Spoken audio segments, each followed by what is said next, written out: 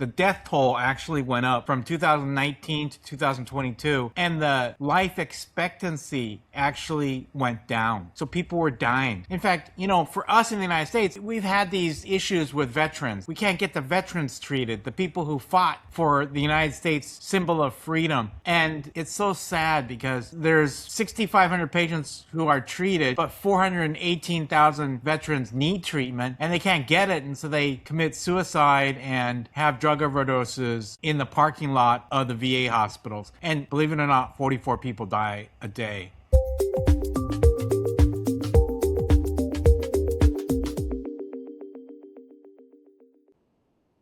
Welcome to the Saving Dose podcast. Thank you for joining us today, wherever you're coming from, and whatever platform you're joining us, whether it's thesavingdose.com, where our website is, or your favorite podcast platform, or YouTube. You can find us anywhere on the Saving Dose, and our focus is all things addiction recovery. So whether you're a patient or a caregiver or a nurse or a doctor or somebody who works in administration at an addiction treatment center, or somebody who's just interested in learning more about addiction, you've come to the right place. Because we're going to talk about all the things about addiction recovery of this tough crisis we're dealing with here in the United States and globally, where we try to have really good in-depth discussions about what more we can do to try to tackle addiction recovery. I'm Will Pedranti. I'm one of the co-hosts of the Saving Dose podcast. I got Dr. John Hsu here as my co-host. Dr. John, how you doing? Good, Will. How are you? I'm doing great. So real excited today. We have a special guest here today.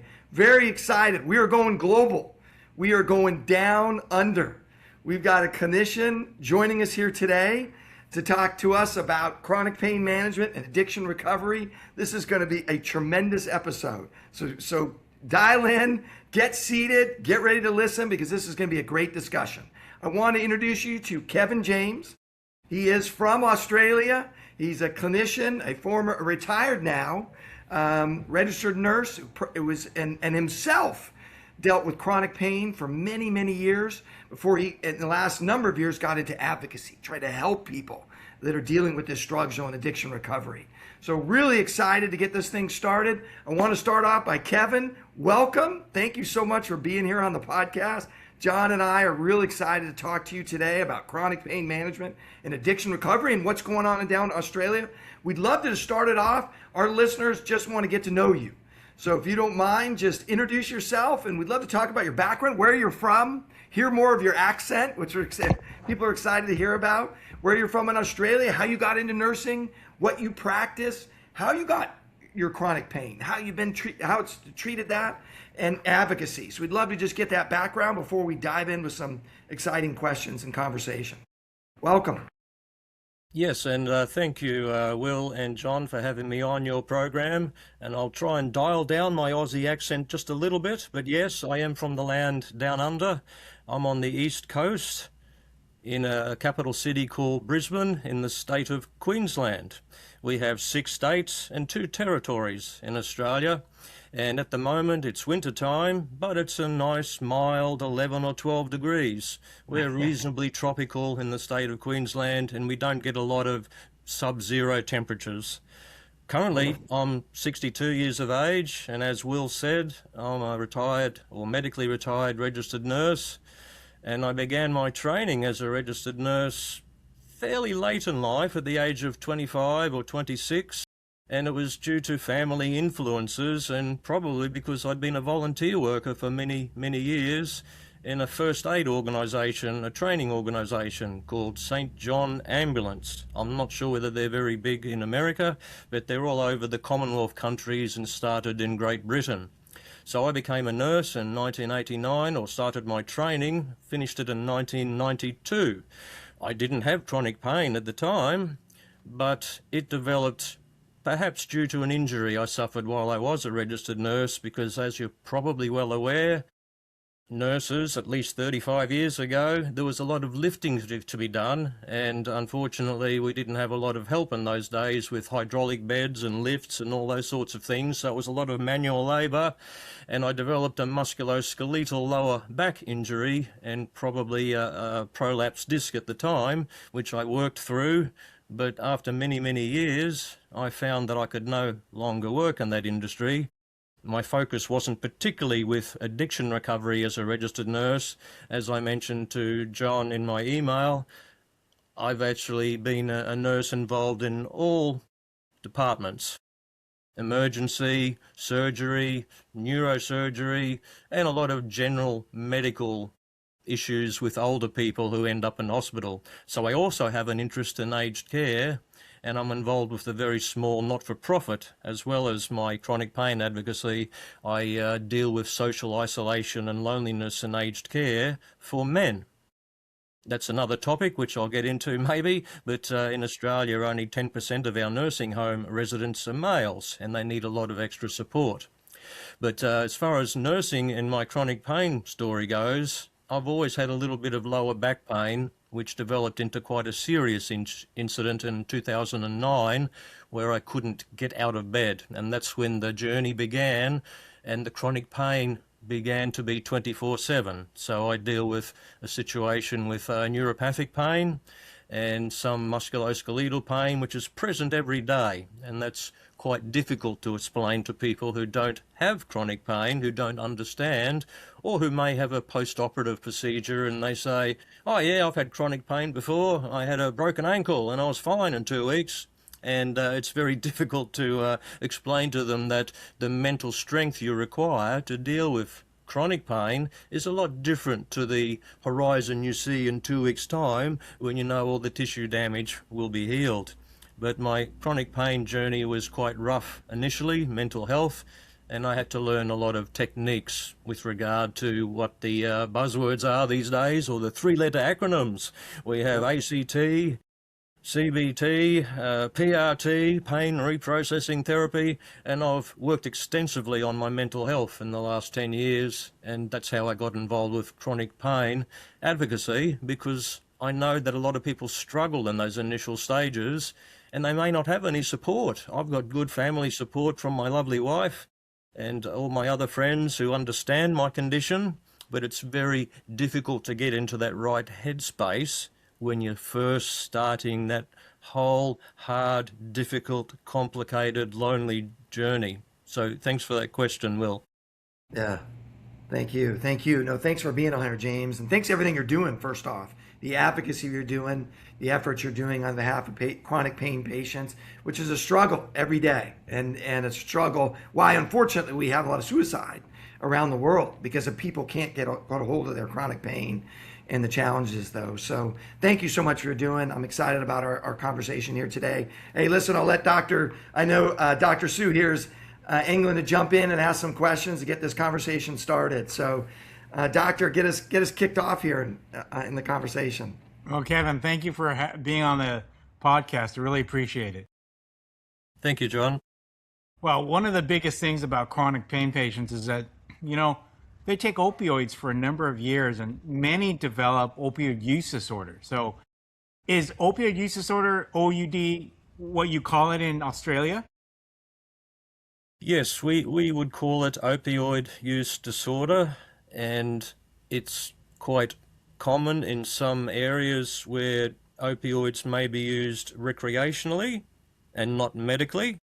But my main perspective as a chronic pain patient is working with those of us who have difficulty with tolerance, for example. So a lot of patients with their opioids develop tolerance and they need a higher and higher dose, of course. But myself, I've been very fortunate. I've been on the same dose of a synthetic opioid since 2016, and that's been remarkably good for me in that time. I don't believe I've developed any typical opioid use disorder or need to increase my dose. And I believe it still controls my pain fairly well. There are difficult days, but we actually had a change in policy in Australia based on the American 2016 opioid guidelines.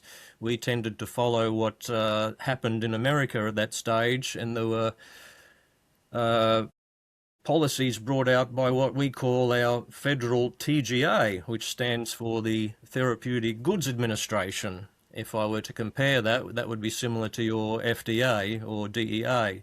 They control the drugs federally and what is allowed to be prescribed to patients.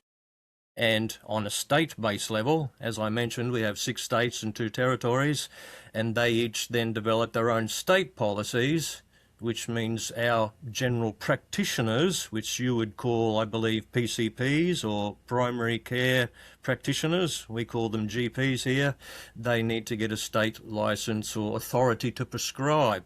However, when it becomes chronic pain, there's new legislation that was brought in here around 2018 and again in 2020, which means long-term use of opioids for medical use for chronic pain need to have extra approvals done after usage of 2 to 8 months.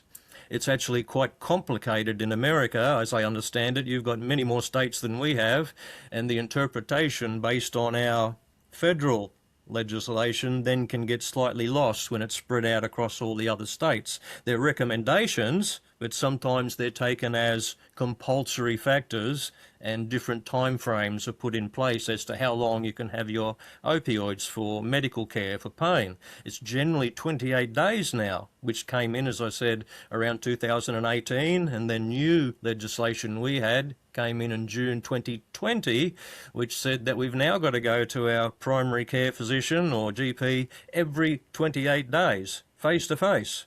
Now that's a huge waste of resources and my time for many doctors who spend all day seeing patients just for scripts. And with the advent of COVID in 2021, it became possible, which is, I'm very fortunate, I still get my telehealths done every month because I'm on a government benefit. A lot of people who have a higher income, who are full-time employed, they still have to go and see the doctor every 28 days for a simple opioid script. And that's the harsh regulations that were brought in to follow what I believe happened in America in 2016.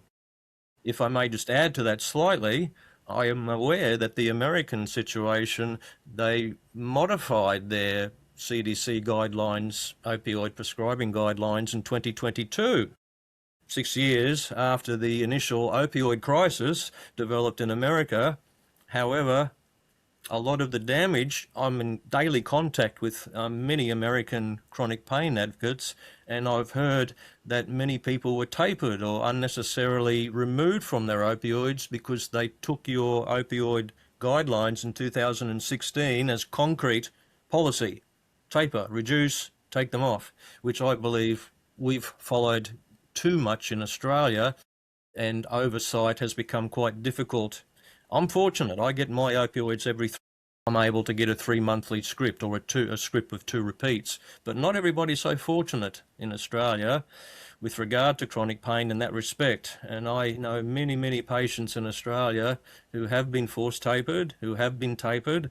Myself, it happened to me in 2019 actually. I was reduced in my dose and I developed a withdrawal syndrome known as post-acute withdrawal syndrome, and I actually suffered with mental health issues for 2 years, and it took me a long time to recover from that. So I'm well aware of what happens to people who have OUD, who suffer from addiction, and those people in America, particularly I've heard in your state of Philadelphia, where they go into withdrawal, and to escape that they have to then get the drug, and it's not a very good drug. I've heard in Philadelphia it's that crocodile drug, which is mixed with fentanyl, illicit, and also horse tranquilizer.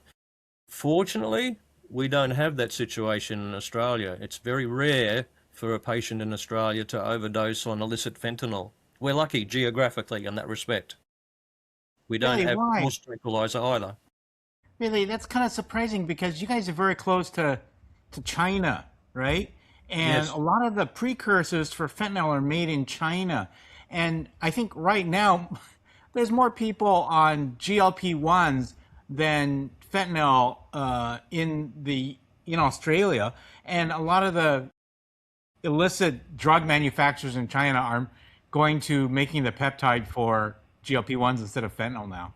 So that could be something that the American politicians have really pushed and it could be something that's good for the United States. I mean, everything you've talked about has been occurring in the United States. In fact, people from that 2016 CDC mandate, which said that no patient should be on greater than 90 MMEs of morphine, we lost a lot of patients. The death toll actually went up from 2019 to 2022, and the life expectancy actually went down.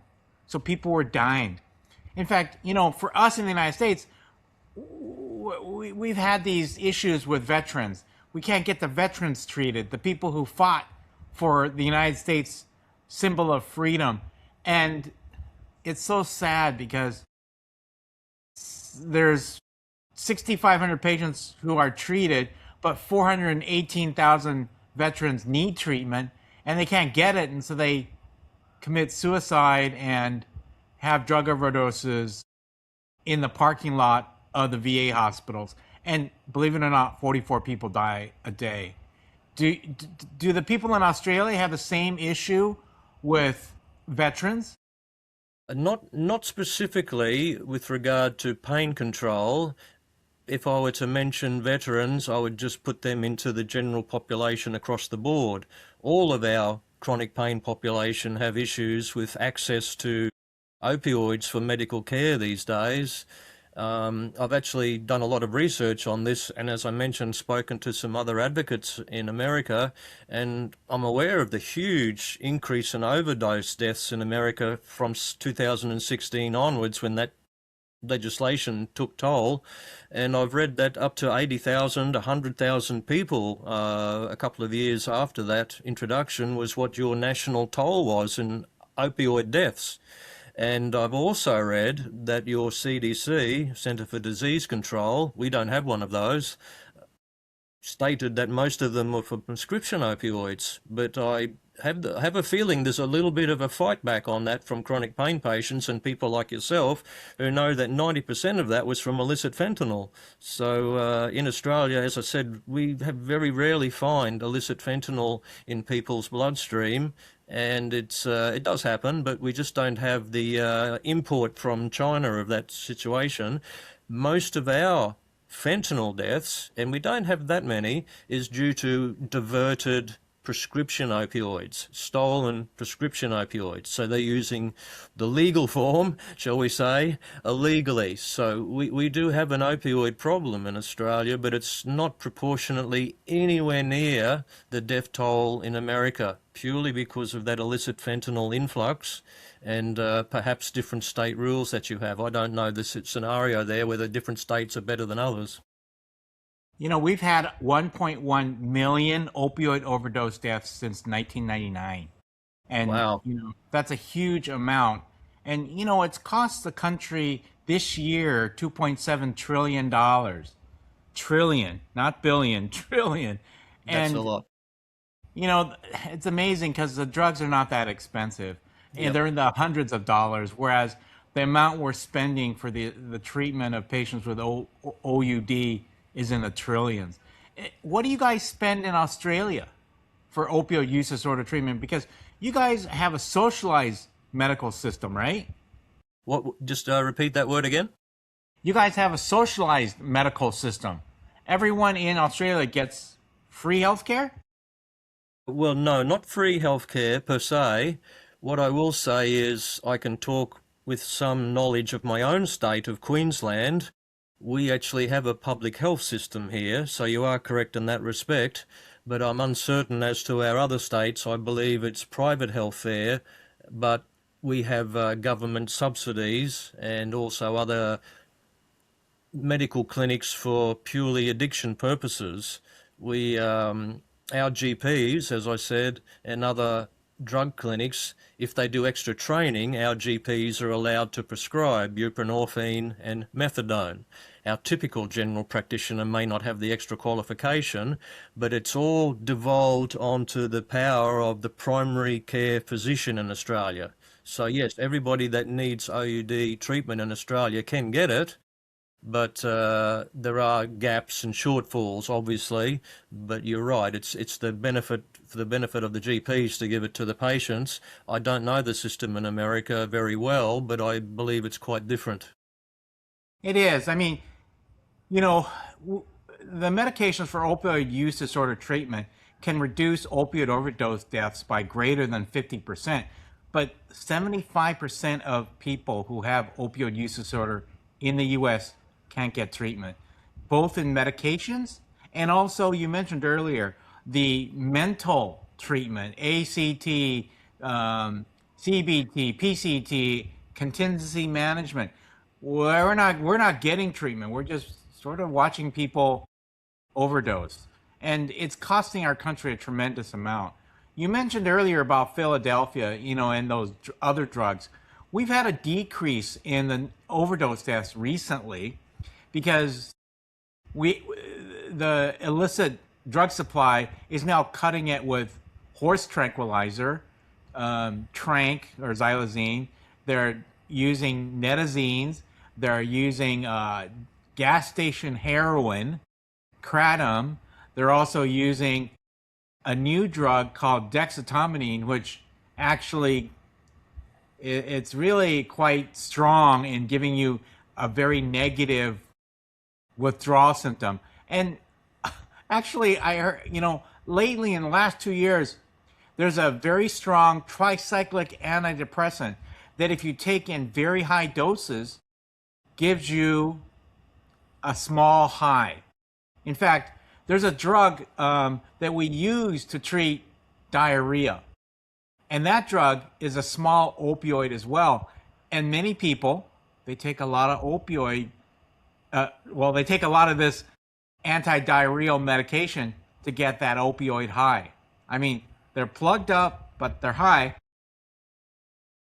Very interesting. Yeah, I hadn't heard of that one. As I said, I'm aware of the horse tranquilizer xylazine with the illicit fentanyl.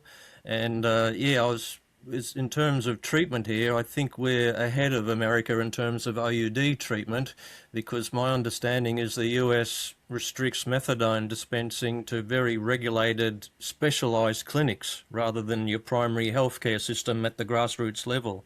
And in Australia, if I could mention a couple of statistics, we actually, as I mentioned, you've had very high deaths from opioids. We have a particular institution in Australia called the Pennington Institution.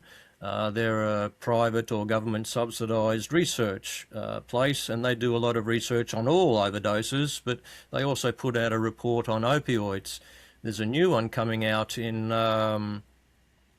August this year, but the most recent one I've read from 2024 or 2025, just to give you the context, as I said, it's not proportional to the US. We don't actually have an opioid crisis, despite a lot of the media headlines in Australia and the focus on prescription opioids. It's not that bad. The stats I've read from 2 years ago, the institute I mentioned, they say that we've only had 404 deaths involving pharmaceutical opioids from a couple of years ago. That's not a lot. And if you dig deeper on that 404, a lot of those pharmaceutical opioids were stolen, and we don't know exactly how many were pain patients. I mean, a lot of them would be people who are opioid naive, or postoperatively they've developed an addiction problem and they continue to use them even though the tissue's healed.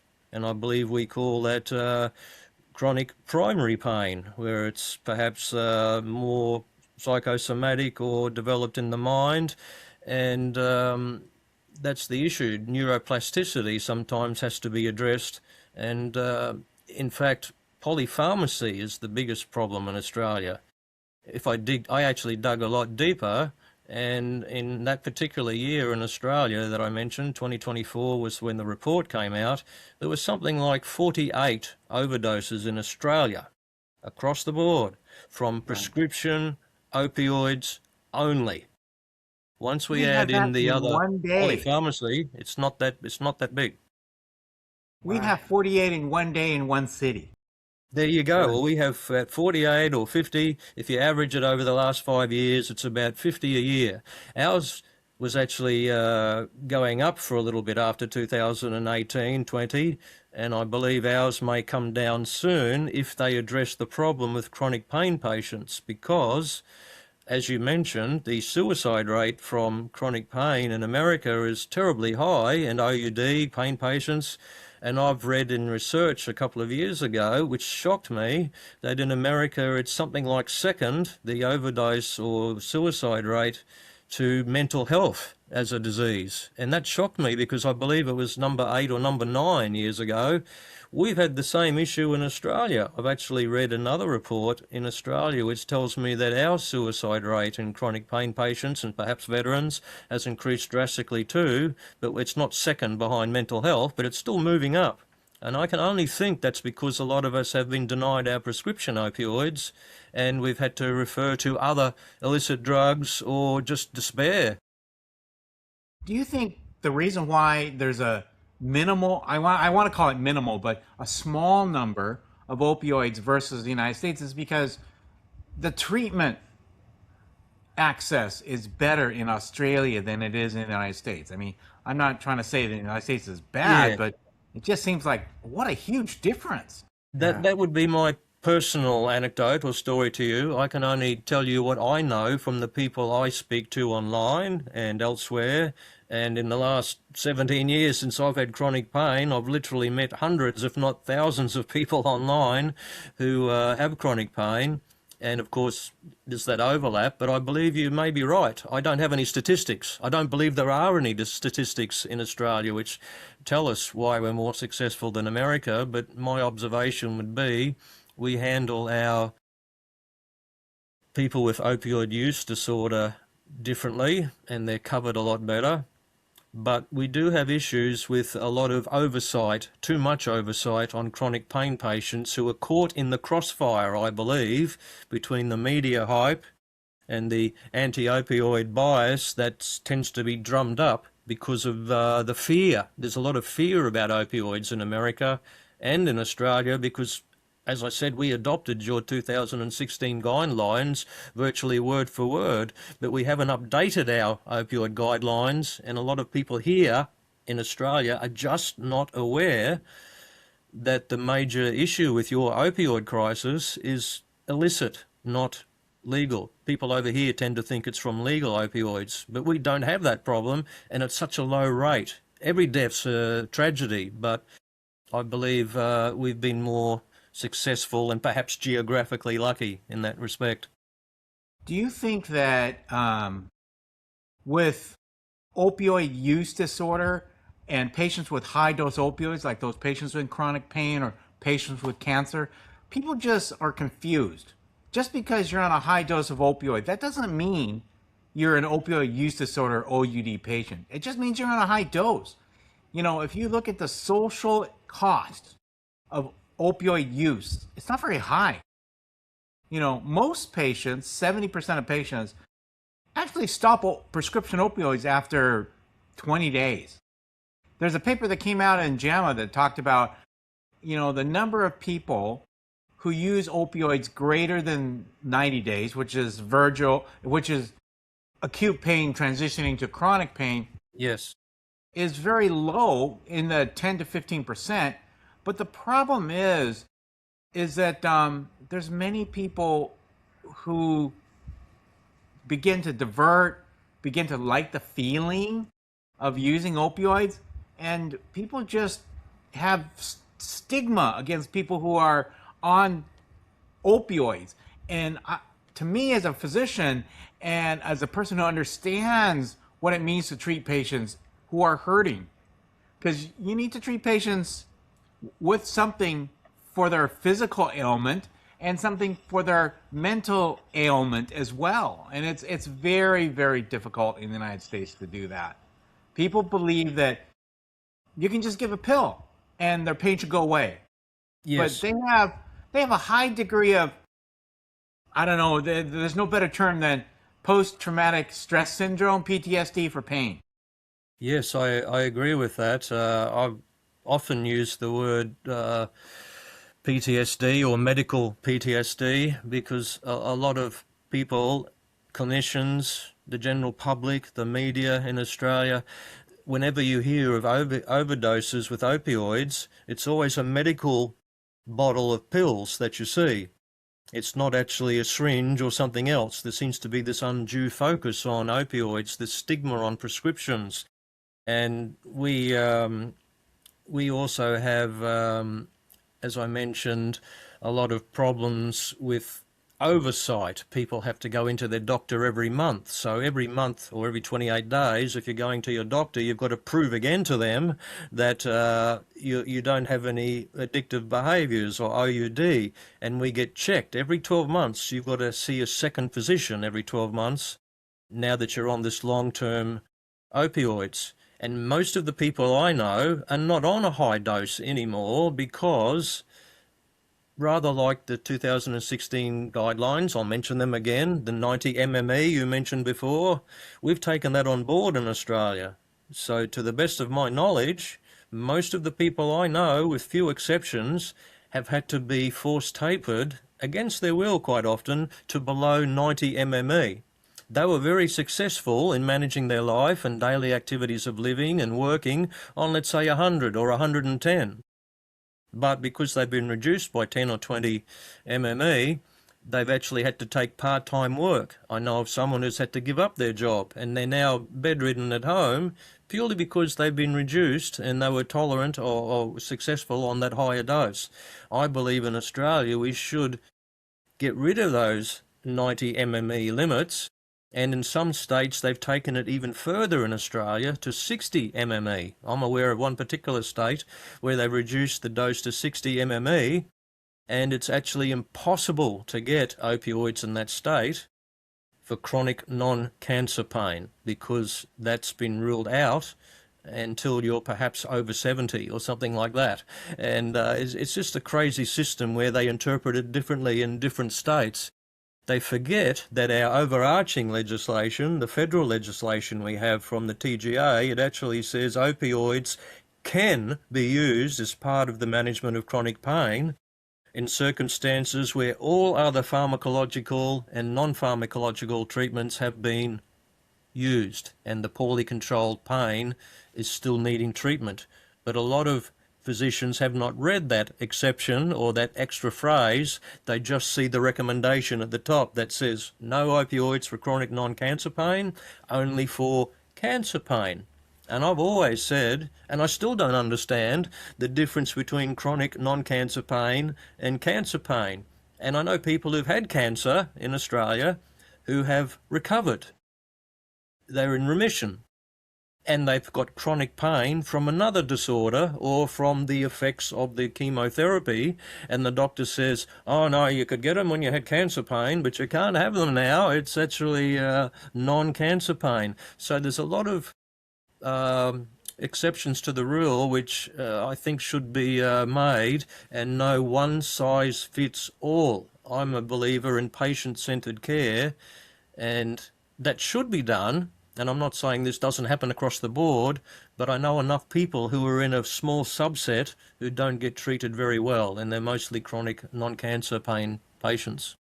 Yeah, you know, in the United States in the last decade, the amount of prescription opioids given to acute pain patients has dropped by 44%, and it's dropped by 40% for patients with terminal cancer pain. So in the United States, it's really apparent that pain is undertreated, and that's left patients struggling and forces them to go to illicit drugs.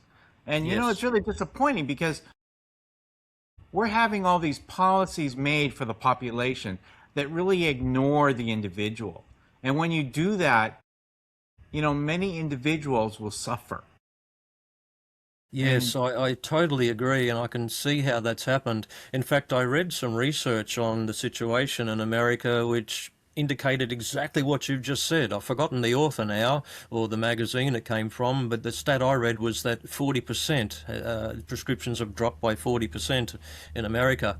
I don't believe there's been any research in Australia specifically to define that, but I have read some statistical analyses in Queensland, in my own state, and since our own more stringent oversights came in with monthly scripts and yearly checks, since 2020, I believe in my state, prescription opioids across the board, not necessarily for acute or chronic, but they've dropped by 20% since 2020. That's what I've heard. And the government marks that as their KPI, their key performance indicator, is getting prescription opioids down. And I say, well, why is that so? Because all you're doing is harming chronic pain patients who need it, and I refer them to the American example and say they've all turned to the illicit market.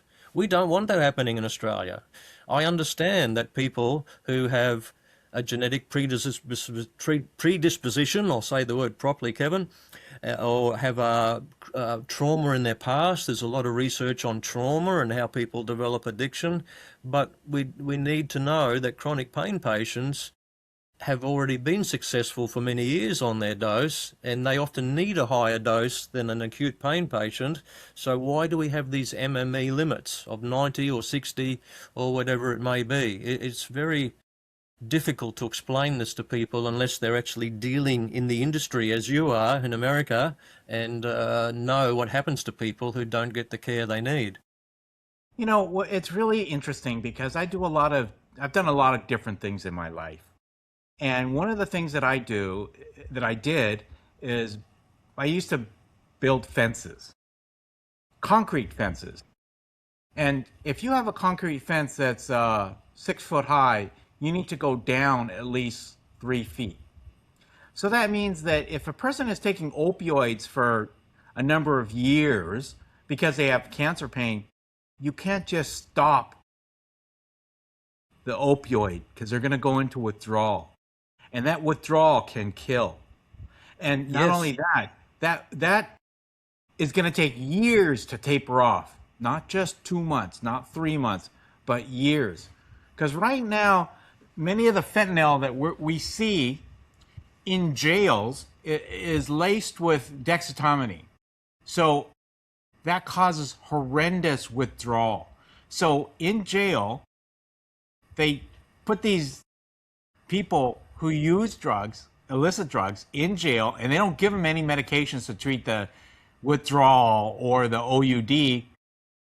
And because they've been using drugs cut with dexmedetomidine, they have extremely poor response to withdrawal. They end up with heart attacks and strokes.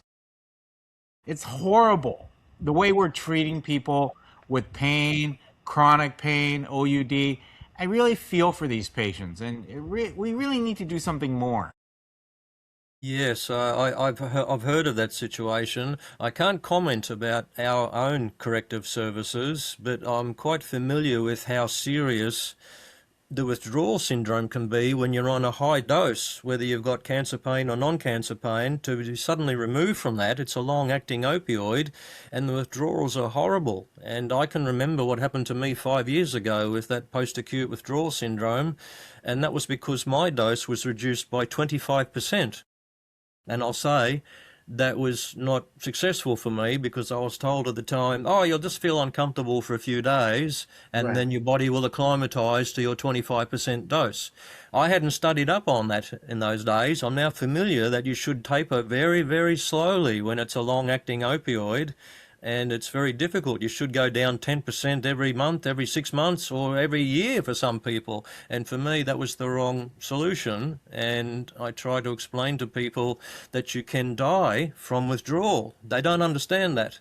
And I've also told a lot of people with chronic pain who are very unwell, their blood pressure is extremely high, and that's usually because of the systemic effect it has on their adrenals and all their body systems. And I can tell you, when I was suffering from that acute syndrome for several years, my blood pressure was 220 on 120, and that would spike during the middle of the night, and I had several presentations to the emergency department because my pain was not controlled. Now that I've done all the work, which involves the pain reprocessing therapy and looking after my mental health, and I'm on a reasonable dose of opioids, I don't have as high blood pressure. I've changed my diet completely, but not everybody can do that. And my blood pressure is now normal for my age, about 140 on 90. So there's a lot of things that can kill you about chronic pain, whether it's the withdrawal or the chronic pain itself that is undertreated. If I can just mention one more thing on that topic, we had a survey in 2022 or 23 with chronic pain called the National Pain Survey. And about the crackdown on opioids here, we found, and this is a volunteer organisation that did this, that legitimate patients, as I said, were caught in the crossfire, and there were many challenges. And something like 1/3 of people who answered this survey in Australia reported experiencing challenges obtaining prescription opioids due to the fear of a non-existent opioid crisis in America, but seeing all the negative press from America. Yeah, you're totally on base.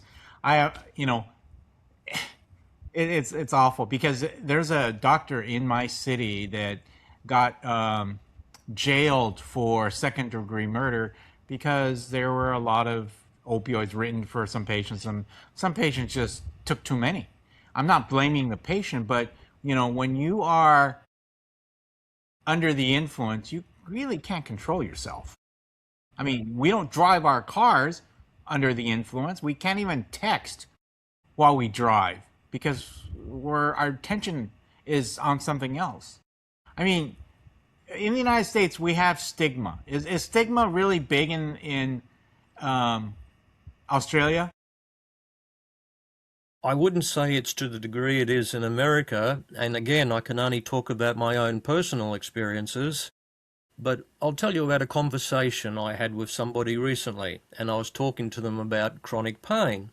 And I might have mentioned this before, and they'd had some surgery, and they said, oh, I had some surgery on my ankle or knee or hip, I've forgotten what it was, and they said they gave me these terrible endone drugs, and I was away with the birds, and I'd never have them again because they're so addictive. And I said, well, they may have been a problem for you because of your genetic code, your enzymes in the liver may not have been appropriate for them or whatever, and your side effects caused you hallucinations. But for most chronic pain patients, there is no particular high because it actually treats our pain. And for me personally, when I take an opioid or a short-acting one, I'm not allowed any anymore, unfortunately, because of the changes. I only get my long-acting opioids now. I used to have endone or oxycodone PRN, no longer. But all I have is a reduction in my pain levels where my body can relax and my blood pressure goes down, and I can then deal with the activities of living to get out of bed and do some positive stuff during the day for a few hours, which is volunteer work. I can no longer nurse. But they didn't understand. So the stigma is they think that everybody who takes an opioid is going to get addicted because the drug is chemically addictive of itself. And I say, no. You will find in Australia, again, I've read much research on this, something like 3 to 8% of people are perhaps prone to opioid use disorder across the board, including opioid naive people. And I agree with that. But I've also seen, if you just examine the chronic pain population who have to continually advocate for themselves, it's less than 1% because we've already gone through all those hoops years ago, and we know how our pain is controlled, and we know what opioid dose is best for us, and we don't get high on the drug. So yes, the stigma is that a lot of people believe because you're a pain patient, a long-term pain patient, that you're having a wild old time, a fantastic time, drugs and alcohol and all of the above and having a party. And I say, no, it's not like that at all. We do it for functionality. That's it. One of the things that there was a study a few years back, there were 15 to 20% of the veterans who fought, the soldiers who fought in the Vietnam War came back to the United States. They were heroin addicts. 15 to 20% of them, of the soldiers who fought in Vietnam were heroin addicts. But 85 to 90% of them stopped using heroin after they came back. So there's not only just a environmental issue, there's a genetic issue, there's a mental issue, there's a physical issue. Opioid use disorder treatment is very complicated. Pain is very complicated. And I have one last question to ask you. Where would you rather live if you had chronic pain? The United States or Australia? I would rather live in sunny Brisbane, Queensland, Australia, where I am, where we have public health, and while we have a lot of oversight that's not welcome, I'd rather live right here. And I do recall one of your questions right at the end, and I will perhaps just address that. You were saying if you could say one thing to a pain patient or clinician, I'll just drag out what I had said, and what I would say, yeah, it was if you could put one idea in front of every prescriber, policymaker, etc., what would it be? And I would say this to them.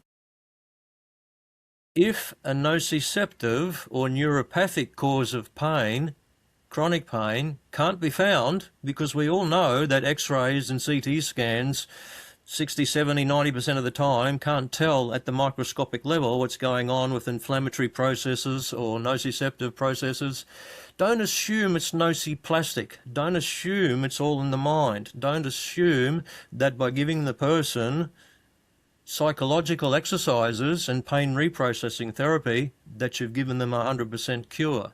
I mean, people who don't have mental health issues or fear or catastrophizing, I class myself in that category, we've done all the psychological work. We still need medication.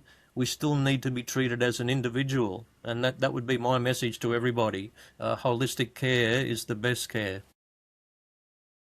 Yeah, I completely agree with that. In fact,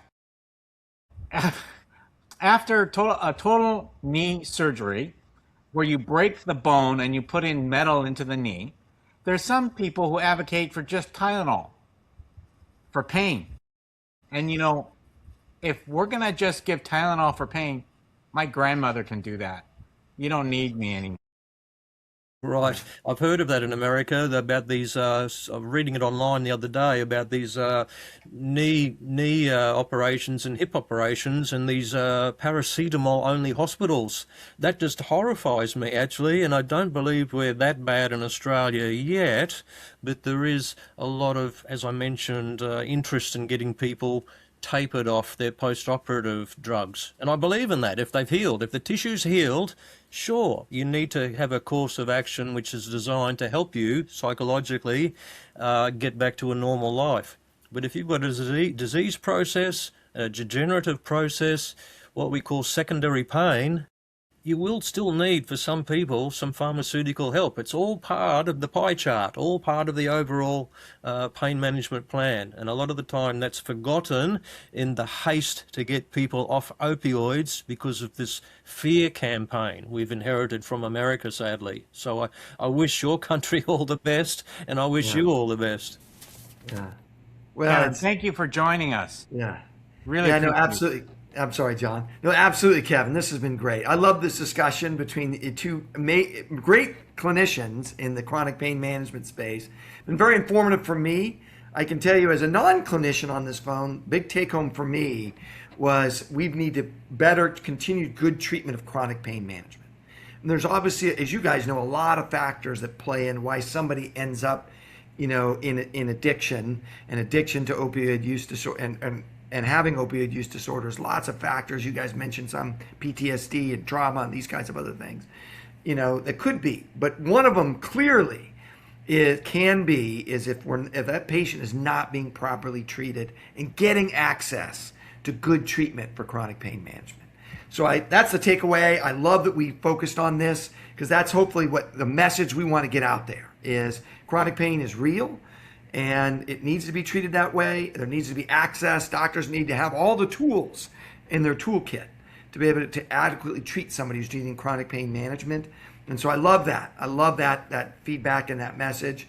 And just because we're just about out of time, I'll say last for you, Kevin. I don't know, you're doing things on advocacy out there in Australia. Are there any organizations, anything we can tell our listeners about to help support you and what you're doing in Australia? I'll give you kind of a last message. If there's any shout outs or call outs or anything you want to. Well, yes, thank you for that opportunity. I'll keep it to 30 seconds or a minute. We do have a couple of not-for-profit organisations in Australia, and I belong to one called Chronic Pain Australia, and we're the only organisation in Australia for chronic pain patients that have peer support groups on the ground, face-to-face. Once a month, I deal with people who have chronic pain in a local environment, and we come and just talk about our challenges. I also facilitate another online group, and we do have a lot of good people at the moment in our organisation advocating at our head office of Parliament in Canberra, which is our federal government, to help us get more treatments, more money, more awareness, and to allow chronic pain to be statistically counted as a chronic disease in its own right, because until now there's been no funds allocated to that because it's not recognised in Australia as such. Wow.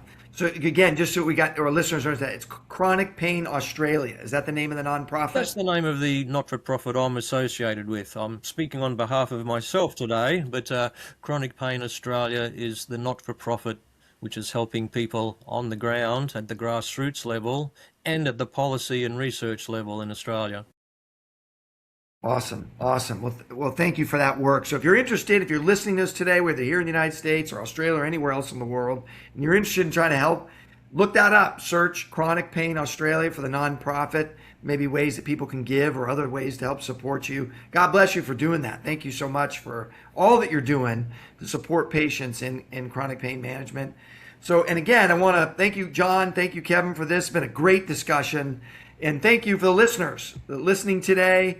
Again, we appreciate all the support. So wherever you are, please follow us, subscribe to us, like us. Any kind of feedback, please provide comments and feedback.